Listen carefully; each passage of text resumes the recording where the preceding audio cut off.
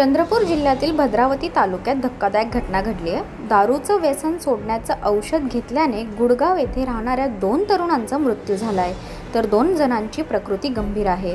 व्यसन सोडण्यासाठी घेतलेल्या औषधानेच जीव घेतल्याचं परिसरात खळबळ उडाली आहे। सहयोग सदाशिव जीवतोडे, प्रतीक घनश्याम दडमल, राहणार गुळगाव अशी मृतकांची नावे आहेत। तर सदाशिव पुंजाराम जीवतोडे व सोमेश्वर उद्धव वाकडे या दोघांची प्रकृती चिंताजनक आहे।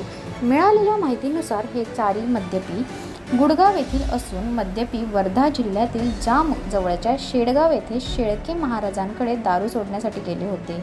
महाराजांनी त्यांना दारू सोडण्याचं औषध दिलं खरं, त्यानंतर ते आपल्या गावी गुळगाव येथे परत गेले।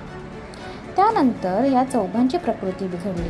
त्यानंतर लगेच भद्रावती येथील खाजगी रुग्णालयात उपचारासाठी आणण्यात आले। यामध्ये सहयोग आणि प्रतीक या दोघांचा उपचारादरम्यान रात्री मृत्यू झाला। इतर तर दोघांची प्रकृती चिंताजनक आहे।